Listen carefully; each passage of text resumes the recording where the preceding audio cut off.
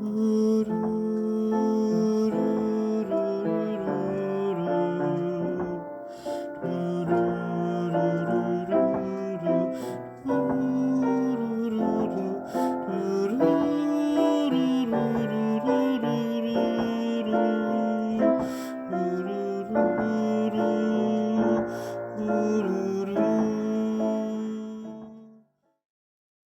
I did my video on Thermine Trees deconversion, I thought I wouldn't need to delve into the rest of his video or to get an idea of who he is. That was because I saw one of his videos that had originally drawn me in, and remembered there's more to this person than the backstory can explain. So whilst my work schedule has been hampering everything, including my personal time with my partner, I have waded back into the videos to find out what this man truly believes, where his mind lies, certain matters, and ultimately what this tells me about him. In this video, I will give, as brief as possible, a rundown of some of the things his videos assert that aren't quite stated, and then give my general view on what this implies about him, and ultimately what it may lead to, both in life and in death. I still don't know his name. I'll continue referring to him as Mr. Trees. If he wishes to correct me, he's more than welcome to contact me. In fact, I always welcome. So one of you can. That'd be great. With all that out of the way, let us begin. The video that drew me back in was on respecting belief, where one of his initial assertions is that theism demands privilege, respect, and to be left alone, when it should be given the greatest scrutiny. He does have a point in some cases, but there is respect, and there's questioning things like morals, which is perfectly reasonable. And then there is hammering home your beliefs instead. To put it in a way that applies to the logic he's put in the situation, it's the difference between ignoring the issue, questioning the issue with the person involved, and punching them in the face. Respecting someone's beliefs doesn't mean the negatives of it is ignored. It's just approached in a different manner. I have a strange feeling he's equating the objective existence of God with his experience in the church growing up. But that is more of a subjective issue, since nearly every church is different in its approach to worship and understanding God, which is why it's so diverse in its teachings. Furthermore, he still seems to be using a generalized view of respecting beliefs, whilst being honest about something isn't necessarily a bad thing. There is such a thing as tact, which is a basic human skill. Being honest isn't an excuse for being an arsehole. For example, yes, you can certainly question someone's beliefs and how that helps them through a period of grief. But is it the right time to question their belief when they are grieving for someone? No. Absolutely not. This blanket generalization rolls over to his understanding of what a non-believer is in the Bible. In the Old Testament, it's not just someone that doesn't believe in God, because doesn't believe in Yahweh, but you bear in mind many of the followers of other religions in that time, they practiced horrific rituals and child sacrifices. You only look up the gods mentioned in the Old Testament, apart from Yahweh, you'll see that they're not really pleasant religions to have around. And in the New Testament, those who don't follow Jesus were generally not pleasant people to have around. The Jews had him crucified. They used a temple as a bank, essentially, a moneylender store. They essentially stole money from people. They were prone to taking the laws into their own hands. Knowing people of many backgrounds, races, and religious beliefs, including paganists, I know there's a wide range of people out there who do not conform to the stereotypes that he is putting out in these videos. Yes, I know Christians who are good, honest, open-minded, and basically like me. But I also know ones that are incredibly close-minded and very centered on their belief. You try contradicting them, that no, it's in the Bible.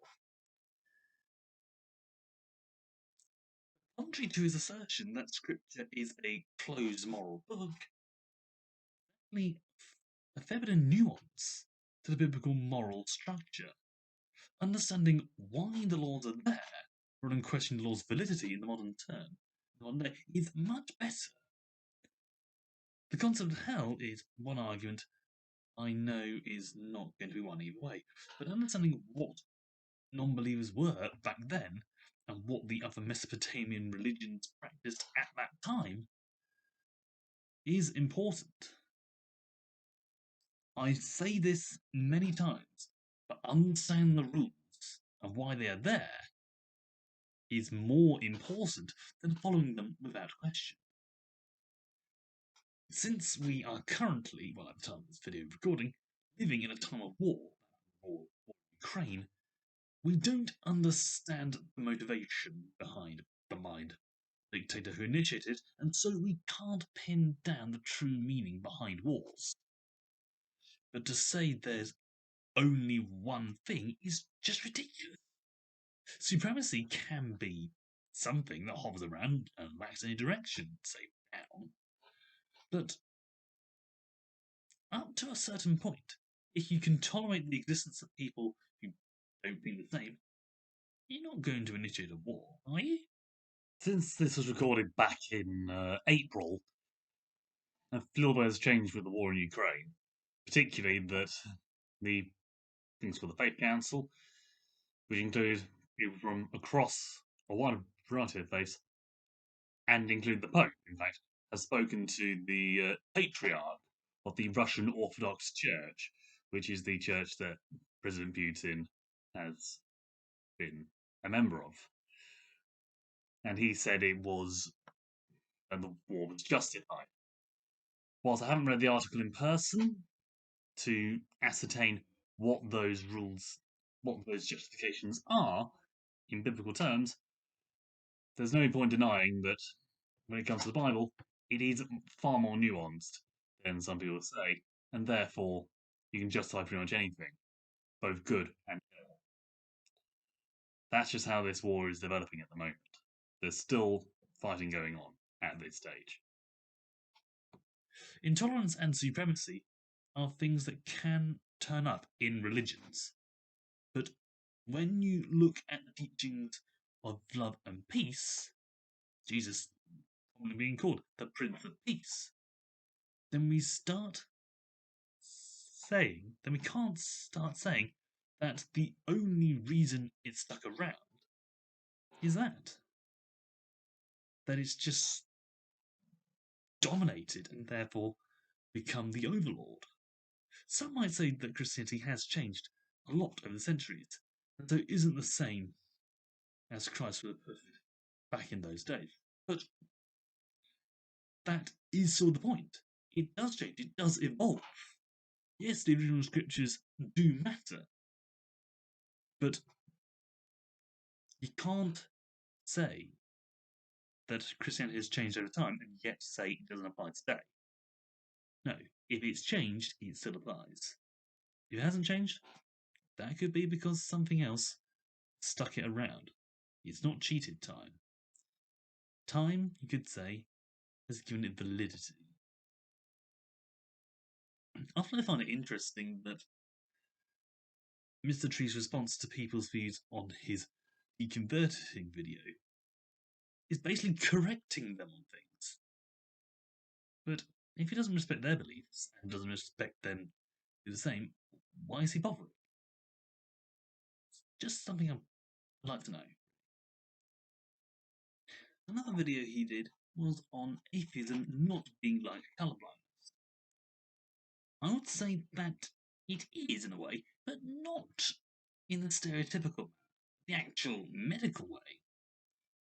Classic monochromy, which is what people think of as colourblindness, is extremely rare, only affecting 1 in every 1,000.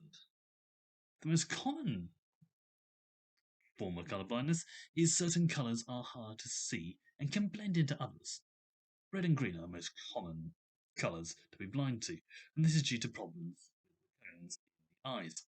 For those of you that aren't aware, we have 3 colour receptors or cones in our eyes, red, green, and blue. Being colourblind is having one of these cone cells not functioning properly. This doesn't cause universal problems and varies from case to case, and is actually one of the main things behind that classic internet breaking image of the dress. It hit the internet several years ago. I don't quite remember when, before I went to Australia. And recently, I've seen it happen face to face. It is rather ridiculous. But it does prove one thing: our eyes do affect the way we see things, and it is subtle. Yes, the dress is a specific colour, but I think depending on the screen you look at, it does change the way you look at it. And that is the thing.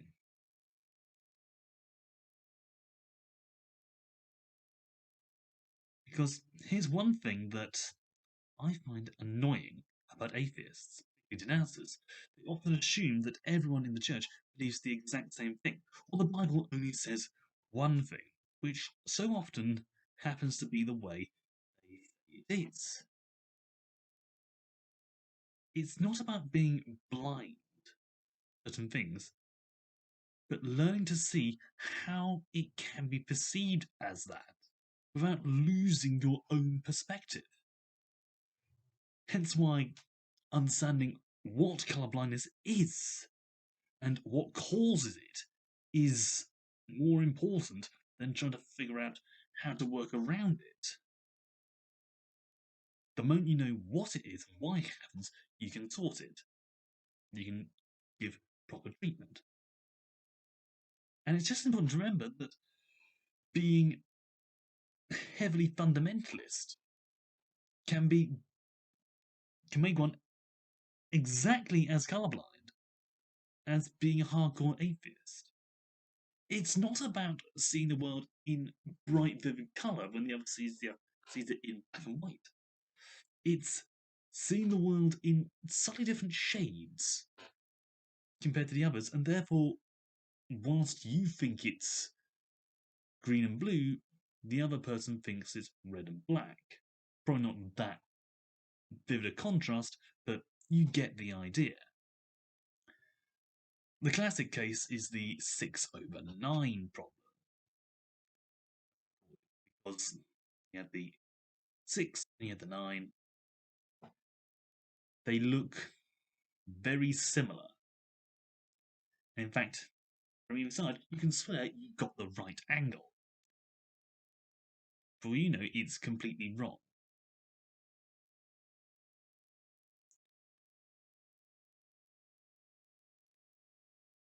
The Darren Brown thing that he brought up is interesting, but not necessarily conclusive. I myself have experienced things that quite easily be perceived as coincidence and self-confirming.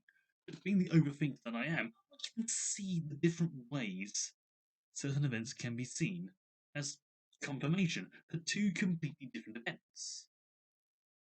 I'm aware of those 2 different outcomes at that moment and how it could easily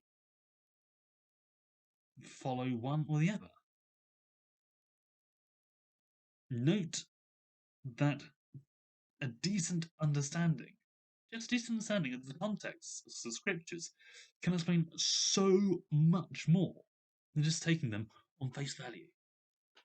That's the thing, even solid Christians, people who generally study the Bible, barely understand something. Looking at the context is incredibly important. His video on his changing views of Islam is an interesting one, in my opinion. He questions whether prejudice is an appropriate term when questioning religions with their many negative traits. I'm shifting the goalposts quite a bit with this, but I would say it depends on your definition of prejudice. There's a legal term that can mean it's detrimental, but what it literally means, or its etymology means, which is primer, can't remember, primer judiciary, something like that. But it can also mean preconceive, meaning you've made your mind up before understanding it. When that's applied to so-called Islamophobia, that assuming everything negative about Islam applies to every Muslim that you happen to bump into on the street. However, this can be the other way. I said it once in my apprenticeship paperwork that prejudice isn't necessarily negative, it can be positive. But as a result, you're not learning from it.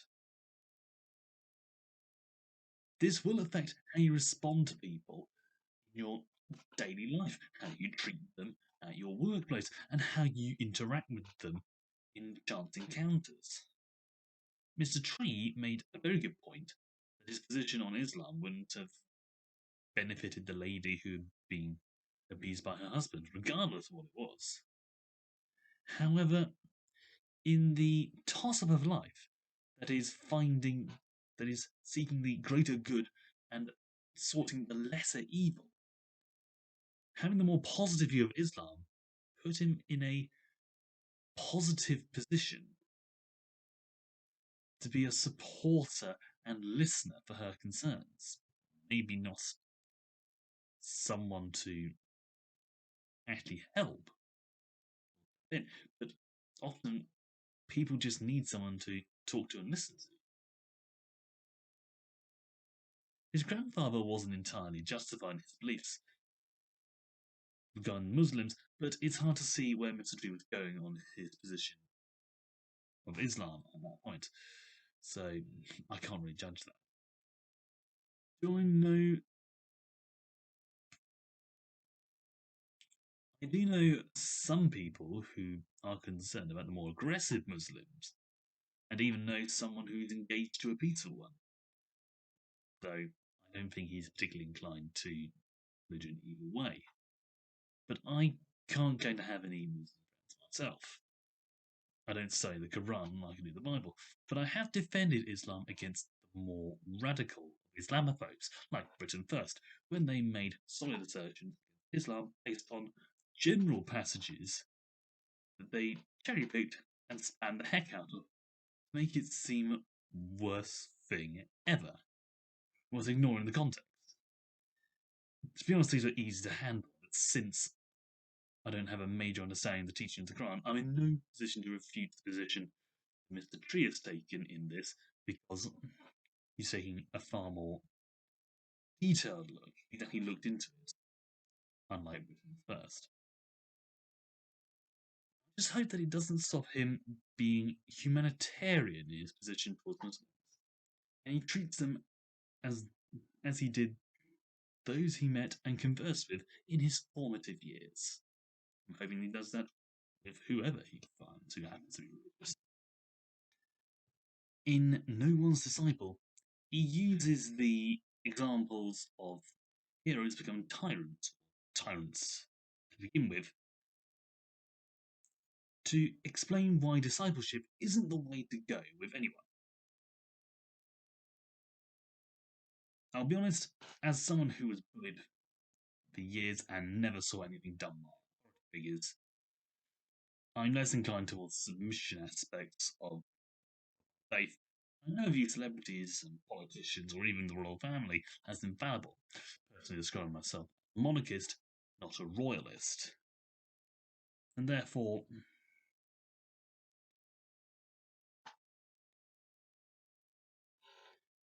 just following someone out of habit isn't my thing. However, the concept of divine authority forgiving transgressions isn't unconditional in the Christian faith. Indeed, many theologians say that God forgives the sinner, but not the sin. And I saw there's something in the New Testament where forgiveness is found an awful lot, states that you can't ask forgiveness and carry on doing what you were doing. The common call to prayer for forgiveness is to call to mind and confess them. Not think they are washed clean, but to actively confront them. As is rightly said, this can be overlooked by many people who think they are exempt from punishment. But furthermore, the idea that God will answer your prayers on your schedule is like expecting a bus to turn up when you want it to. They don't operate around you, they have their own schedule.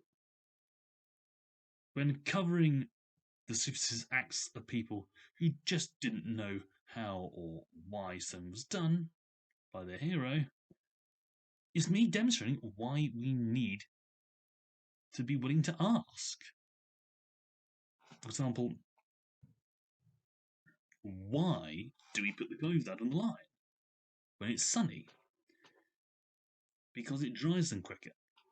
Experiment, put them out on the line when it's not sunny. Yes, that's science, that's experiment, but that is a question asked. We naturally do science. Are we anchored by our heroes and unable to move past them? Well, that depends on what they did to be our heroes, and to be honest, that is delving into hard determinism, which really raises a whole different questions. I don't know his position on that, so I'm not going to assume anything. I agree with the principle that we shouldn't give people unquestioning authority due to their position, but that doesn't mean that one can and should go rogue all the time. As a content creator, it's not a position he can avoid indefinitely, because public opinion is what gives him so many viewers, and someone who uses quotes that don't necessarily reflect the total opinion of the one who quoted them. How are we to know they are in context without a detailed explanation? Context matters. I've mentioned that before. I'm in no real position to judge Mr. Tree or his beliefs, but if my glance at his other video titles I need to go by is the general theme of his videos is focused on the application of religion in abusive relationships, be it domestic, family, or positional abuse. This in itself is actually a noble thing, since abuse is a horrendous thing. But it's worth remembering he doesn't cover the entirety of religion. He acknowledges that in principle when saying that not all Christians believe that forgiveness of God means total immunity, but it still applies it in a broad to his context, to his content. Am I saying that his past abuse that he suffered as a child under his heavy religious family is affecting his views on religion and therefore he's fixated on that? Not as such, but it's going to come across like that, so there's no point denying that the thought has crossed my mind. With those content, certainly his later videos, is mostly based around abuse in various forms. And because he knows how it can be hidden, covered, or even justified in religious families and communities, emphasizes it in that area. I will say, though, that it is far from the only area that he focuses on when it comes to abuse, and so he's certainly not spamming it out of all proportion. I may not be in such a position as he is. I may not have experienced such things. There's no denying that such things do happen. And the main issue with abuse is that it often happens behind closed doors. I'm glad to say that my studies into his videos has given me the chance to learn a lot more about Mr. Tree and, more importantly, gain respect for him. Far from the Bible hating stereotype of the online denouncer, like, say, the friendly atheist, he took an aspect of his past, saw through the blind obedience of his community to the negatives, and moved on from that. Does it mean forget? No. But it does not. It means do not let it tarnish one's feelings in an overly dramatic way. I say that carefully, since my experience of being bullied has left me extremely cautious of people of a certain age and those that favour a particular fashion choice. Is that indicative of the whole? Do they automatically Are they automatically those people that bully me? Are they going to bully others? By no means. But unfortunately, my experience hasn't excluded the majority. So, my fears are generally justified. And unfortunately, I guess it's the same with Mr. Tree. While some of his views and quotations from the Bible are misplaced, that is common even amongst biblical scholars and doesn't mark him out as poor in understanding amongst the enlightened. I wouldn't try converting him back, and in fact would encourage him to continue on this exposition of the darker aspects of life and how religion is commonly used in an excuse. Does it reflect well on Christians? Or any religion for that matter? No, but it's not meant to. With the incidents of Hillsong's global pastor, Brian Houston, reaching a peak of forced retirement and court appearances, I'm not really inclined to hide the fact that the church does protect its own, same as any other incestuous organisation. This is the main thing I get from Thirmine Trees. If we can hide from our misdeeds or justify them, we will, but we shouldn't. This unhealthy aspect of the church has been highlighted by Mr. Tree, and he's furthermore using other examples to show that it's far from the only place where it happens, but it is one that has been overlooked for way too long. So whilst it doesn't reflect well on Christians, it's still a worthwhile thing to do. That being said, some of his blunter views, and even those within his more focused arguments, appear to condone things that I cannot excuse, like his response to the boys ganging up on Elijah in Kings, his ignoring of rape in Judges, and the lack of any expressing of the idea of tact. Do I find this offensive? No, but that's because offence is the wrong word. I've been bullied mercilessly throughout my secondary school years. I hate seeing people being ganged up on, or people with influence and authority turning a blind eye. This is an example of that, and so whilst I have a lot of respect for Mr. Tree, I can't overlook that aspect. You could say it's similar in a way to what he's telling us to do. Not turn a blind eye to people just because they have better idea, or seem to have a better idea. He's putting them under extreme scrutiny. It may be small, but unless I see otherwise, this sticks out in my mind and flies in the face of some of the things he asserts in later videos. Whether that's still around, I honestly don't know.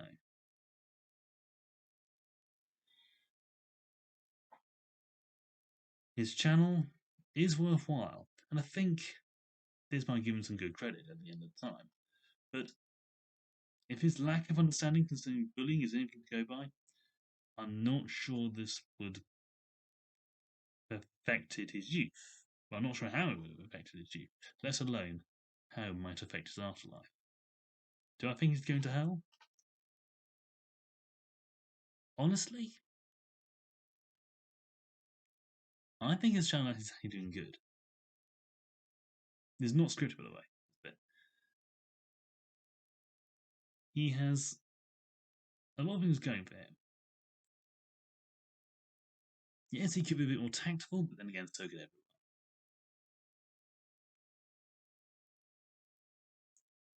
And he is emphasizing a part of the church that hardly anyone addresses. And in some cases, even covered up by the higher ranks. So, there's no point denying it. He's got one more good karma in his corner, to use the phrase.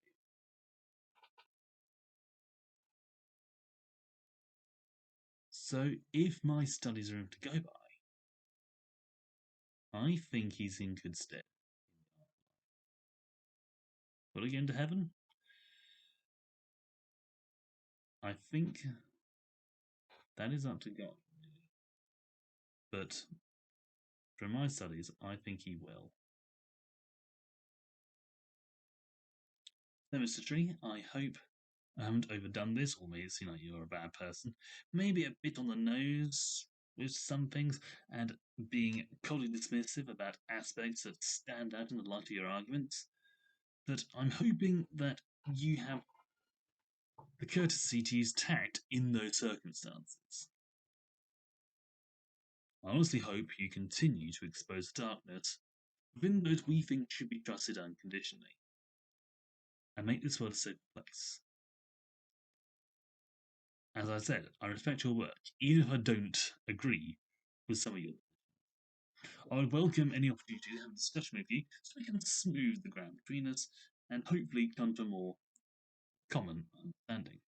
Until then, I just thank you for the chance to study and learn about you, as well as giving me the excuse to use John Rutter's "The Lord Bless You and Keep You" as brackets on. To be honest, I was hoping to use a version a friend did on the musical Saw, but the video I had of that was unusable. Mostly because musical Saw sounds a lot like a Thermine. So if you guys made it to the end, thanks for watching, and may the Lord bless you and good night.